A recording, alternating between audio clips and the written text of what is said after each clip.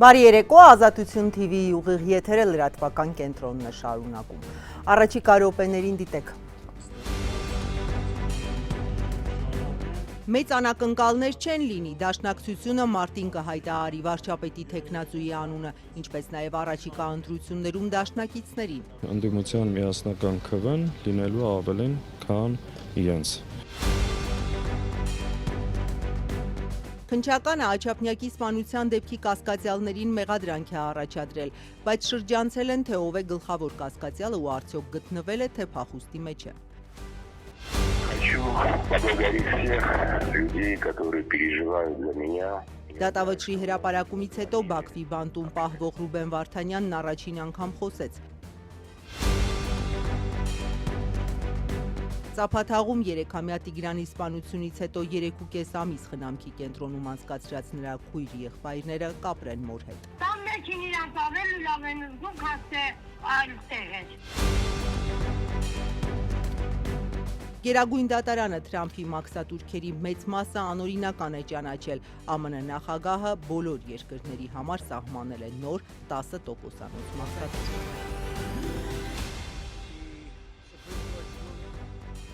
Ընդդիմադիր դաշնակցության գերագույն մարմնի ներկայացուցիչ Իշխան Սաղաթելյանը իշխանության վերջին օրերի հայտարարություններից եզրակացրել է քաղաքացիական պայմանագրում սարսափած են ընդդիմադիրների միավորումից ու ինչպես Փաշինյանի թիմն է ձևակերպում Գյումրի 2 սցենարից։ Թե դաշնակցությունը, որ 5 տարի առաջ նախկին նախագահ Ռոբերտ Քոչարյանի առաջնորդությամբ գնաց ընտրության, այս ընտրապայքարին ինչ ձևաչափով եւ ում գլխավորությամբ կմասնակցի, Սաղաթելյանը ասել է մարտին կհայտարարեն։ Իդեպ խորհրդարանական ընտրություններին ընդառաջ նորանոր ուժեր են մասնակցության հայտ ներկայացնում։ Շատ կարևոր է հասկանանք։ Ընդդիմադիր ՀՅԴ գերագույն մարմնի ներկայացուցիչ Իշխան Սաղաթելյանը պնդում է, թե իշխանությունը սարսափում է Գյումրի 2 սցենարի կրկնությունից։ Անցած տարի Գյումրիում տեղական ընտրություններից հետո ընդդիմադիր ուժերը միավորվեցին, թույլ չտալով, որ քաղաքացիական պայմանագիրը իշխանություն վերցնի։ Լուրջ մտահոգություն ունեն ու այդ մտահոգության համար պատճառ ունեն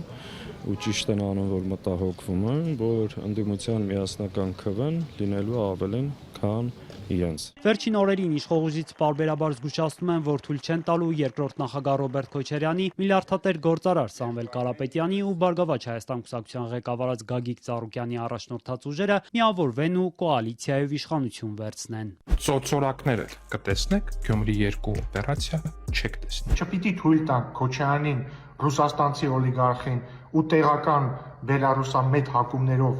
օլիգարխին որոշել մեր երկրի ճակատագիրը։ Իշխողուժից պարզաբանել էին, թե ինչպես թույլ չեն տալու Գյումրի 2-ի կրկնությունը։ Ասում են, ընտրողներին պետք է բացատրեն, ովքեր են խորհրդարանական ընտրություններին մասնակցելու հայտ ներկայացրած ուժերը։ Ասել քաղաքացուն, որ եթե իշխանության գալու հնարավորություն ունենան այն ուժերը, որոնք այսօր հավակնում են, այլ ընտրանքն են մեզ, նրանք վերել են իշխանության մի որևէ օլիգարխի, որտեղ հավակնողները որևէ օլիգարխներ են։ Թե ինչ դաշինքով ու վարչապետի թեկնածուով հանդես կգա ընտրություններին երկրորդ նախագահի առաջնորդած Հայաստան խմբակցության կազմում խորհրդարան անցած դաշնակցությունը, կուսակցության գերագույն մարմնի ներկայացուցիչ Իշխան Սաղաթելյանը խոստանում է, մի քանի շաբաթից կհայտնեն։ Կարծում մեծ անակնկալներ այդ իմաստով չի լինելու, բայց ճիշտ կլինի այդ մասին խոսենք, իսկ պաշտոնապես կներկայացնենք ճիշտ ժամանակ։ Ավելի վաղ երկրորդ նախագահ Ռոբերտ Քոչարյանն ասել էր, թե սոցհարցումներով կկողմնորոշվեն ինքը նորից կառաջադրի դաշինքը, թե որևէ այլ թեկնածու։ Մյուս ընդդիմադիր ուժերը եւս չեն շտապում հայտնել, արդյոք ընտրություններից հետո պատրաստվում են միավորվել մեկ դաշինքով, ինչպես դա եղավ Գյումրիում։ ԲՀԿ առաջնորդ Գագիկ Ծառուկյանի ուժից օրինակ փաստացի չեն բացառում նման հնարավորությունը։ Սպասենք ընտրությունների արդյունքին, այն վստահության քվեն, որը որ կտա ժողովուրդը մեզ, կտա այլ ուժերին։ Ըստ այդմ հնարավոր կլինի ասել ժամանակն է մի կողմ դնել տարաձայնությունները եւ համախմբվել մեկ նպատակի շուրջ։ Մինչ իշխանությունները զգուշացնում են Գյումրի 2 սցենարի կրկնության մասին, մյուս ընդդիմադիր ուժերն էլ չեն շտապում ուղիղ միավորումների մասին խոսել, ընտրապայքարին նոր ուժեր են միանում։ 2019-ից հետախուզման մեջ գտնվող առանձնապես խոշոր չափերով փողերի լվացման, առանձնապես խոշոր չափերով գույքը օրինականացնելու համար մեղադրվող ԴՀԿ նախկին պետ Միրան Պողոսյանը օրինակ այսօր տեսակապով Ռուսաստանից հայաստանյան ընդդիմադիր ուժերին միավորվելու ուղիղ կոչ էր անում։ Այսօր վտանգված է հայ ինքնությունը, արժանապատվությունը, մեր սերունդների ապագան։ Մինչ այդ ընդդիմադիր մեկ այլ ուժի Լուսավոր Հայաստան կուսակցության ղեկավար Էդմոն Մարուքյանը թերահավատ է Գյումրիի 2-ի կրկնությամբ։ Գյումրիի ընտրություններից հետո տեղի ունեցան վաղարշաբաթի ընտրությունները, որտեղ փորձ արվեց կրկնել Գյումրիի սցենարը, բայց դա ավարտվեց ֆիասկոյով ու պարտությամբ, ոչինչ չստացվեց։ Խորհրդարանական ընտրությունները հունիսի 7-ին են նշանակված։ Այժմ հայաստանյան քաղաքական դաշտում ակտիվ վերադասավորումներ են։ Աչափնյակում 3 օր առաջ Հրազենով սպանության դեպքի մասնակիցներից 12-ին մեղադրանքներ են ներկայացվել, հայտնել է քննչական կոմիտեն։ Նրանց շարքում է նաև Աչափնյակի սպանության և մի քանի անձանց սպանության փորձի մեջ կասկածվողը, որի անունը իրավապահները չեն հաղորդում։ Քննչականը լռում է նաև, թե այս 12 հոգուց քանիսն են հայտնաբերվել կամ քանիսին են փնտրում։ Բաքվում 20 տարվա ազատազրկման դատապարտված Լեռնային Ղարաբաղի նախկին պետնախարար Ռուբեն Վարդանյանը դատավճռի հրապարակումից հետո առաջին անգամ շփվել է ընտանիքի հետ և ձայնային հաղորդագրություն փոխանցել։ Նա չի խոսել իր դատավճռից, փոխարենը շնորհակալություն է հայտնել իր մասին մտածող մարդկանց։ Ես հիշեցնեմ, Արցախի նախկին ղեկավարները և մյուս հայերը անցած շաբաթներին դատապարտվեցին 15-ից մինչև ցմահ ազատազրկման։ Я хочу поблагодарить всех людей, которые переживают за меня. Я знаю, что многие из вас звонили, общались с Вероникой, с моими родными. Ուզում եմ շնորհակալություն հայտնել բոլոր նրանց, ովքեր անհանգ ստանում են ինձ համար։ Գիտեմ, որ շատերդ զանգել եւ խոսել եք Վերոնիկայի, իմ ընտանիքի եւ սիրելիների հետ։ Ուզում եմ խորին երախտագիտություն հայտնել ձեր աջակցության, բարության, մտքերի, հույզերի եւ զգացմունքների համար։ Ես ամեն ինչ զգում եմ եւ շատ շնորհակալ եմ, որ աջակցում եք ինձ ու իմ ընտանիքին։ Ощущаю и очень благодарен вам за поддержку и мне, и моей семье. Ազատությանն են դիմել Լարսի անցակետում մնացած բեռնափոխադրող հայ վարորդները։ Նրանք պնդում են, որ փետրվարի 12-ից վրացական կողմը թույլ չի տալիս մտնել Հայաստան։ Շինարարություն տեղափոխողների խոսքով վրացական կողմը ոչ մի հիմնավոր բացատրություն չի տալիս եւ իրենք անելանելի վիճակում են հայտնվել։ Հայ բեռնափոխադրողները պարբերաբար են բախվում այս խնդրին, անցած տարի ալկոհոլ տեղափոխողներ էին շաբաթներ, երբեմն ամիսներ անցկացնում Լարսի եւ Գեզիի անցակետերում, ենթարկվելով մանրակրկիտ լաբորատոր ստուգումների։ Ազատությունը փորձում է պարզաբանումներ ստանալ նաև Հայաստանի կառավարությունից։ Վրաստանում են գտնվում Լարսի, մեկն Ռուսաստանի, Վրաստանի անցակետի ռենտգենի պլաշատկենա 3 տարի է տախտակ լամինատով աշխատում ենք, առանց խոչընդոտ անցել ենք։ Հիմա ամսի 12-ից այսպես կայնսվել է վրացին, սաղ այս ավտոները գալիս են դեպի Հայաստան հայկական բեռերով, չեն թողում անցնենք։ Ամսի 12-ից կայնացենք, դոկումենտները վերցրել են ռենտգենի աշխատողները, չեն տալի ու ոչ մի պատճառ չեն նշում, ասում են կայնեք, Միջև հրաման կտանք ասեն բաց կթողենք։ Այսենց ամսի 12-ից կայնացենք անորոշ վիճակ։ Ու մոտիկնում ենք, ասում ենք ինչն է խնդիրը, խի չեք թողում, Հայաստան եթանք, ասում են չգիտեմ, կանգնեք, անցնենք։ Ամսի 12-ից այսենց ավտոները ու սրանից էլ շատ ավտոներ արդեն ուղարկել են Վրաստան Գեզի ստայանկա։ Ու գալիս են սենց հայկական ավտոները, հայկական բեռերով կայնացենք։ Ումը դիմենք, ինչ անենք, որ ես մեր հարցը լուծեն, կարողանանք գանք հասնենք Հայաստան։ Ոչ թողում են դուրս գանք, ոչ դոկումենտ են տալիս։ Չգիտենք, ես ինչ։ Կոնկրետ պատասխան չեն ասում։ Չեն ասում, ախպեր, ոչ մի բան չեն ասում, ասում ենք, ինչա, ոչ մի խնդիր չկա։ Ասում են կայնեք, երբ որ հրաման կտան թողենք հայկական բեռերը, թողենք այս ավտոները սաղ դեպի Հայաստան, տախտակ, լամինատ, դեսպե, գերան, ֆաներա, սենց անորոշ կայնացենք։ Մեր կառավարությունը թե ինչով զբաղված է, հայկական բեռերը խի չեն գալի, հայկական ավտոները չեն թողում։ Ամսի 12-ից կայնացենք։ Մի քանի լուր միջազգային լրահոսից սոցիալական ցանցերում այսօր տեսանյութեր են տարածվել, որոնց համաձայն փաստացի բախումներով ուղեկցվող հարկադիր ցույցեր են Թեհրանի Շարիֆի համալսարանում։ Մինչ ոմանք հակակառավարական ցույցերի օրերին տարածված ամոթ բառն են վանկարկում, մյուսները ծածանում են Իսլամական Հանրապետության դրոշը։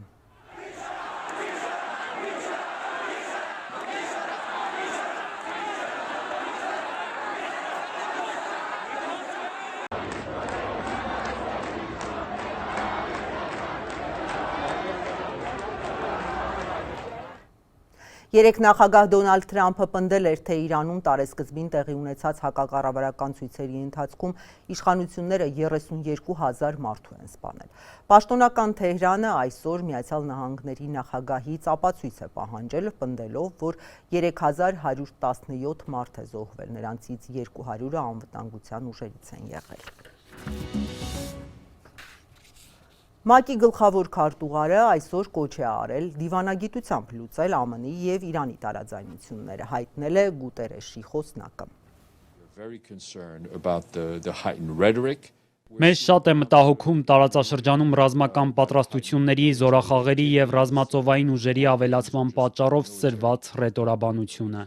Մենք հորդորում ենք եւ Միացյալ Նահանգներին եւ Իրանի Իսլամական Հանրապետությանը շարունակել դիվանագիտական ջանքերը լուծելու իրենց տարաձայնությունները։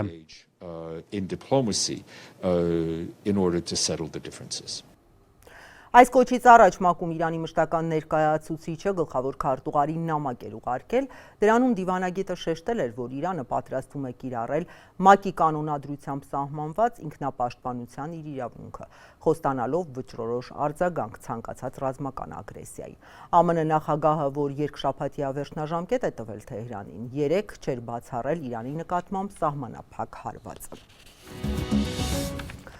Միացյալ Նահանգների գերագույն դատարանը անօրինական է ճանաչել նախագահ Դոնալդ Թրամփի սահմանած մաքսատուրքերի մեծ մասը։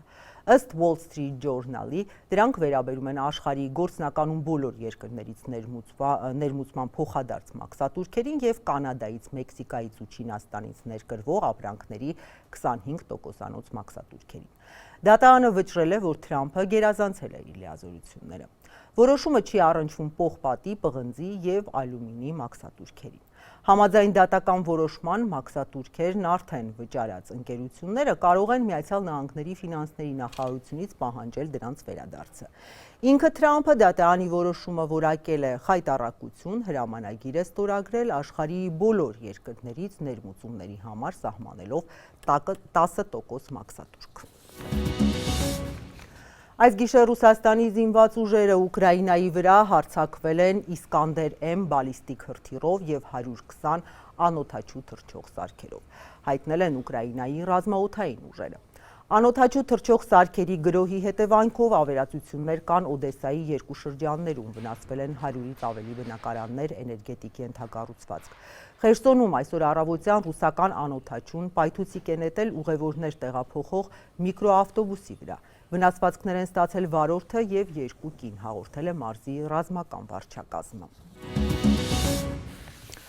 Հայաստան վերադառնանք, Ծափաթաղում խեղդամահարված Տիգրանի քույր եղբայրները 3.5 ամիս անց վերադարձան հայրենի գյուղ մոր հետ ապրելու։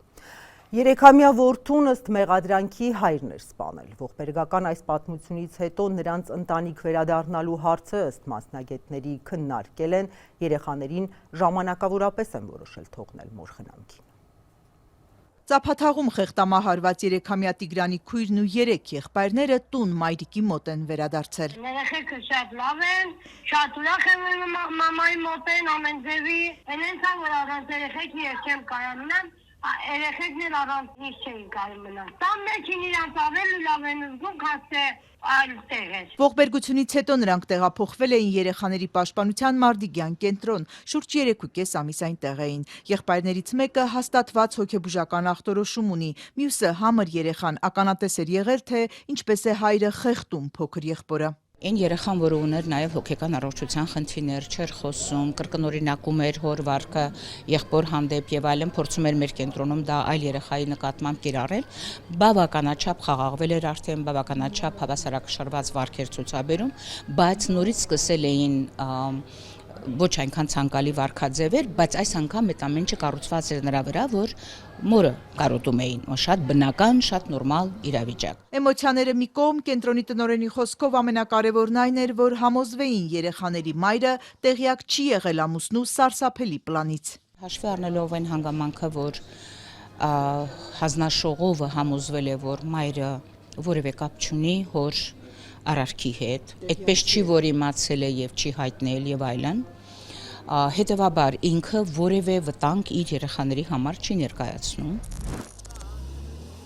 3-ամյա Տիգրանն անհետացավ հոկտեմբերի վերջին, նրան 7 օր ու գիշեր որոնում էին։ Այս ընթացքում նրա խոսել չկարողացող եղբայրը ձեռքն անընդհատ կոկորդին էր տանում, ինչ որ բան հասկացնելու։ Փոքրիկին գտան գյուղից ոչ շատ հեռու դաշտամիջյան հատվածում մարմնական վնասվածքներով։ Նախնական զարհուրելի վարկածը հայրը Արմեն Օվանեսովն է խեղդամահարել 3-ամյա փոքրիկին։ Ըստ մեղադրական եզրակացության նա հայրության վերաբերյալ կասկածներ է ունեցել ու խեղդելով սպանել է երեխային, մարմինը թաքցրել։ Որքանով է այժմ երեխաների համար անվտանգ միջավայր Ծափաթաղում։ Հաշմանդամությամբ երեխաներ, սոցիալական ծանր վիճակում գտնվող ընտանիք ու մի մայր, որ պիտի լուծի բոլոր հոգսերը։ Ըստ Միրա Անտոնյանի մինչև որոշում կայացնելը քննարկում է եղել շուրջ 20 մասնագետների ներգրավմամբ։ Մայրը որևէ մեկի մոտ հարց չի առաջացնում, գուցե եւ կենցաղավարությունը այնքան էլ, չգիտեմ, բարձր որակի չի եւ այլն, բայց միակ աշխատողներ տան, շատ երեխաներ, բազմամարդ ընտանիք։ Մի խոսքով, այդպիսի հոգսաշատ ընտանիքներ եւ ոչ այնքան հրաշալի կենցաղավարությամբ մենք շատ ունենք, բայց դա պատճառ չի երեխաներին հեռացնելու։ Դրա համար մենք էլ ենք կողմնակից եղել, որ երեխաների կարոտելը հաշվի առնելու, մոր հետ կապվածությունը հաշվի առնելով մենք էլ ենք դրական տվել դիրքորոշում, որ ճիշտ կլինի երեխաները վերադառնան։ Ամեն ինչ քննարկվել է, բազմաթիվ անգամ այցեր է կատարվել, խնամատար հանձնաժողովի անդամները իրենք այց են կատարել, քննարկվել է պայմանները, որից հետո նոր որոշում է կայացրել երեխաներին տեղափոխել։ Մարզպետարանի ներկայացուցիչն էլ է պնդում ընտանիքի պայմանները մանրամասն ուսումնասիրել ու նորեն երեխաներին մայրիկի հետ միավորելու որոշում կայացրել։ Որոշ ֆինանսական աջակցություն ընտանիքը ստացել է։ Գումար են տրամադրել, սնունդ են վերցրել, հագուստ եմ երեխեքին վերցրել, մարզպետարանը ինչով կարացել է օգնել է։ Ընտանիքն առաջիկա ամիսներին մոնիտորինգի տակ է լինելու։ Երեխաները 6 ամսով են Ծափաթաղ գնացել։ Եթե ամեն ինչ լավ լինի, կշարունակեն մնալ մայրիկի հետ ու խնամքի կենտրոն չեն վերադառնա, հատկապես որ այդտեղից դեպի ծննդավայր ուրախությամբ են գնացել։ Մեծ ոգևորությամբ։ Գիտեք, մեր կենտրոնը լավն է, անշուշտ, բայց երեխայի համար դա ոչ բնական միջավայր է։ Ինքը երեխան իր ընտանիքն է կարոտում,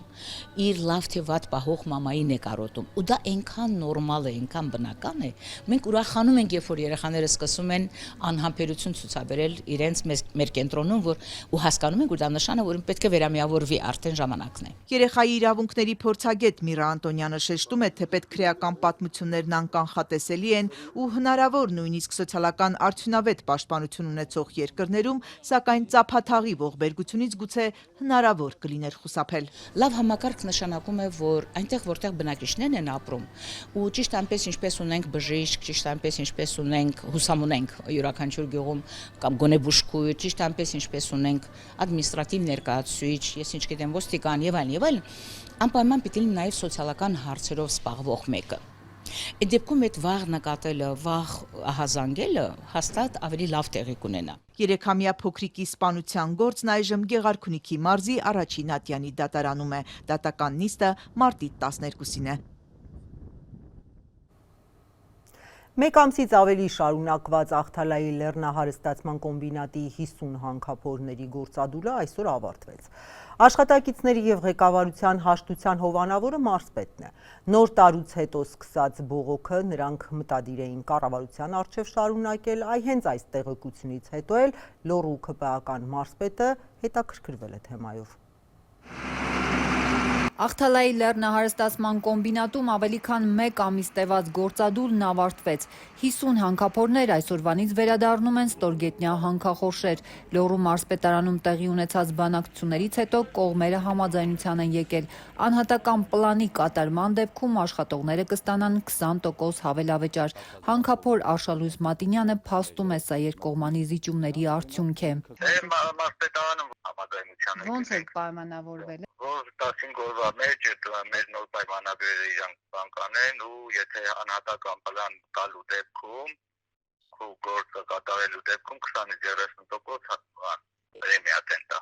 Այսինքն 15 օրվա ընթացքում ձեր պայմանագրերը թարմացնում են։ Հա, էլի դե փոփոխություն պետք է այնտեղ արվի, որ եթե անհատական պլանը կատարել եք 20% հավելավճար էլի տենց։ Այսինքն մինչև հիմա, եթե անգամ կատարում եք այդ պլանը, դուք այդ հավելավճարը, այսպես ասած, չէիք ստանում։ Չէ, բան չի։ Հիմա կարող ենք ասել, որ ձեր պահանջները գոնե մի մասով արվել են, թե ամբողջությամբ են արվել կերպ։ Հա, մի մասով արվել։ Մի քիչ մենք էլ քայլ, մի քիչ իրենք ու տենց այդ հարցը լուծեցինք, կոմպրոմիսի եկանք։ 50 հորատող բանվորներն այս ծայրահեղ քայլին դեռ տարեսկզբին էին դիմել, երբ տեսան, թե ինչպես է միջազգային շուկայում պղնձի գինը թռիչքաձև աճում, մինչդեռ իրենց աշխատավարձը նույն ստորգետնյա մակարդակին է։ Տնօրինությունը պահանջին կոշտ արձագանքեց, 50 հոգու միանգամից աշխատանքից ազատման ծանուցումներ ուղարկեց ու փորձեց նրանց փոխարինել նոր կադրերով, սակայն հանքի ծանր պայմաններին սովոր բանվորների տեղն այդպես էլ թափուր մնաց։ Անհամեմատ ցածր վարձատրության ու անմարդկային պայմանների դեմ ըմբոստացած հանքափորներն ամեն առավոտ հավաքվում էին կոմբինատի դարպասների մոտ, անդրդվելի մնալով իրենց պահանջում։ Մենք ուզում ենք ընդհանրապես մեր աշխատավարձը վերանային 20% բարձրացում ենք ուզում։ Այնքան սպասելու ենք, մինչև մեր գումարն ավելացնեն մեր աշխատավարձը։ Քանի դեռ տեղական մակարդակում պատնեշն անհաղթահարելի էր, իսկ կառավարությունը լուռ, հանքափորներն ավելի հեռուն գնացին, հայտարարեցին, թե պատրաստվում են իրենց բողոքի ձայնը հասցնել Երևան, ուղիղ կառավարության շենքի մոտ։ Ընտրությունների նախաշեմին հնչած հենց այս հեռանկարն էլ շրջադարձային եղավ ու պատասխանատուներ վերջապես արձագանքեցին։ Լոռու մարզպետ Արեն Մկրտչյանն իր մոտ հրավիրեց թե գործադուլավորներին ու թե ընկերության ղեկավարներին։ Մարզպետը դանգել էր այդ մեկին ասել էր, որ ուզում է հանդիպում մեր հետ։ Քաշյանի ասել որ տեղյակ չեն եղել էլի։ Հա, որ գնալու ենք բան, կառավարության շենքի մոտ ինքը դիմացել է լսել այդ զրույցը, ուզել է որ հանդիպենք։ Այսինքն արձագանքեց մարզպետը միայն այն ժամանակ, երբ որ դուք ասեցիք, որ ցույցի եք գնալու կառավարության շենքի մոտ։ Հա։ Մինչ հանքում կրքերը հանդարտվում են, իրավական դաշտում սեփականատիրոջ համար նոր փոթորիկ է սկսվում։ Կոմբինատի սեփականատեր Վահե Հակոբյանն ու նրա ընտանիքը հայտնվել են ապօրինի գույքի բռնագանձման վարույթներում։ Դատախազությունը պահանջում է ազգային ժողովի նախկին падգամավորից, որ Զանգեզուրի պղնձամոլիբդենային կոմբինատի նախկին տնօրեն Մաքսիմ Հակոբյանի որդին է հօգուտ պետության բռնագանձել 12 միավոր գույք եւ շուրջ 21 միլիոն դոլար։ Մինչ Գյումրիում բյուրոկրատիայի հետևից են ընկած, մարդիկ շների շարունակվող հարձակումների մասին են ահազանգում։ Ի վերջո ինչու է թղթի վրա մնում թափառող շների կացարանի գրված պատրաստ ծրագիրը։ Գյումրիում ու հարակից բնակավայրերում տարիներ շարունակ չի հաջողվում լուծել թափառող շների խնդիրը, չնայած կենդանիների հարձակումները տարեց տարի ավելանում են։ Միակ տարբերակը, որն այս պահին գործում է, շների ստերջացման ծրագիրն է, բայց պաշտոնական թվերը վկայում են, որ այն չի նվազեցնում հարձակումները։ Էսը երրորդ անգամ էր կհարձակվին։ Շորիցս քաշի նգացած, օրնկա հասան դեմքիս այլանդակին։ Ամեն տարի նախորդի համեմատ ամենաքիչը մի քանի հարյուրով ավելանում են կծելու դեպքերը։ Օրինակ 2024-ին 750 դեպք է եղել, 2025-ին կտրուկ աճ է գրանցվել 1012 դեպք։ Այս տարվա միայն հունվար ամսին նախորդ տարվա համեմատ թիվը կրկնապատկվել է, 102 դեպք է արձանագրվել, նախորդ տարվա 49-ի փոխարեն։ Անցած տարի Գյումրիում թափառող շների կացարանի հարցը մասնակցային բյուջետավորման ծրագրով էին փորձում լուծել։ Պետական բյուջեից 81 միլիոն դրամ էր հատկացվելու, պակասողն էլ համայնքներ ավելացնելու։ Թափառող եւ տնային կենդանիների կյանքի բարելավման համալիր ծրագրով նախատեսվում էր շների կացարանի ու այգու կառուցում։ Նաեւ տվյալների բազա էր ստեղծվելու ու քարտեզագրվելու, թե ի վերջո քանի թափառող շուն կա Գյումրիում։ Ծրագրի հեղինակ Երանուհի Սողոյանը սակայն ահազանգում է, այն ամբողջովին տապալված է։ Եթե 2025 թվականի մասնակցային բյուջետավորման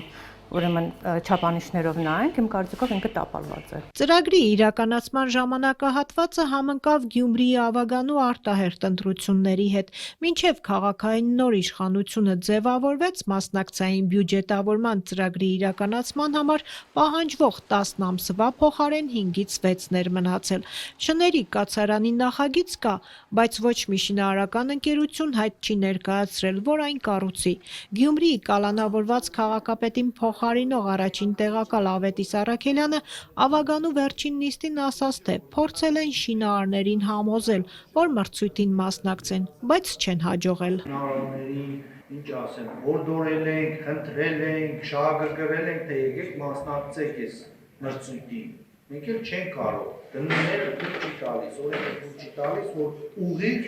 այդ 124 միլիոնանոց տեքստերը ինչ-որ մեկին ասենք,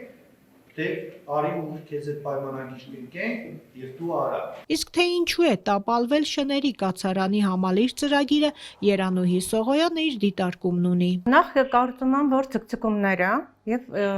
իշխանափոխությունը։ Նախագծողը 1 ամիսուկես սպասում էր, որ իրեն տարածքը տրամադրեն, որովհետեւ ինքը այդ հատվածում իր նախագծային աշխատանքները կատարի։ Եվ ամիսուկես չեն կարող կողմնորոշվել այս տարածքը, թե երկրորդ տարածքը, թե երրորդ տարածքը։ Այդ ցկցկումները, այնպես որ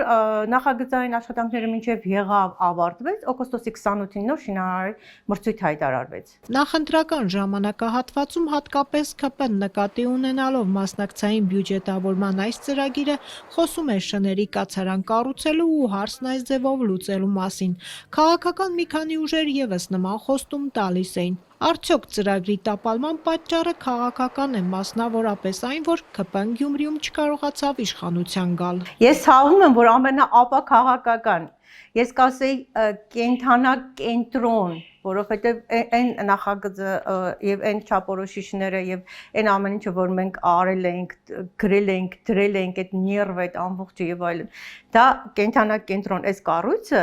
այո, որոշակիորեն ինքը տուժեց։ Ծրագրի հեղինակը տարեվերջին տարածքային կառավարման նախարարին նամակ էր ուղարկել հիմնավորել, որ նման մեծ ծրագիրը 5-ից 6 ամսում հնարավոր չէ իրականացնել, խնդրել, որ այն այս տարի տեղափոխվի։ Նախարարությունը ըստ էության մերժել է եւ սլակն ուղղել համայնքապետարանի կողմը։ Առաջարկում ենք 2025 թվականի մասնակցային բյուջետավորման ընթացակարգերով ձևավորված թափառող եւ տնային կենդանիների կյանքի բարելավման համալիր ծրագիրը,